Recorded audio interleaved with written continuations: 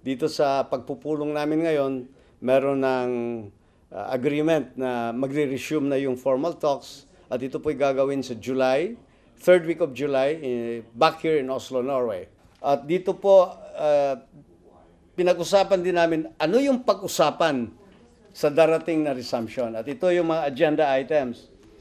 Yung affirmation ng previously signed agreements, then pagpabilis ng proseso ng negosasyon para hindi naman tatagal pa ng matagal. Although this is not easy, hindi ito madali. Ibabalik natin yung listahan na kung sino yung pwedeng ipalabas at kailangan sila sa negosasyon kung nakakulong sila. This is to make effective yung tinatawag natin na Joint Agreement on Safety and Immunity Guarantees or JASIG. Then of course, pag yung release of all detained political prisoners, kailangan ho yun may gagawin pa. Merong pag-usapan din yan. Kailangan kasi ng amnesty proclamation at kailangan din concurrence ng Kongreso.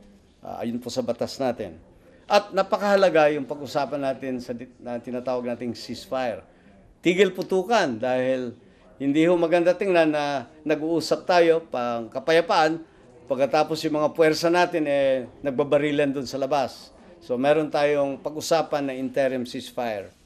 At sa katapusan, merong irerekomenda ang panel sa ating Pangulo, President-elect Rudy Duterte, na kung sino yung kailangang ilalabas para sasali sa usapan. This will be covered by the JASIG. At yung mga prisoners at detainees, matatanda na, may sakit na, pwedeng bigyan din sila ng pagkakataon na makakauwi na rin. So ito yung highlights nitong aming joint statement. Ako ay nagagalak na matagumpay ang preliminary talks at tiyak na magkakaroon ng muling pag-umpisa ng formal talks.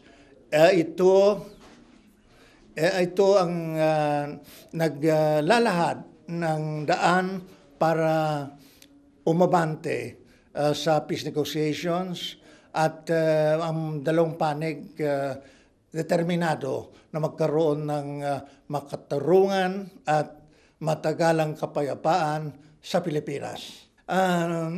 Natural lamang na may mga punto na masalimuot o kaya mahirap, pero alam na natin kung ano mga yon. Kaya anticipated at kung gayon, bago kami magpulong muli, alam na namin kung paano malutas ang problema.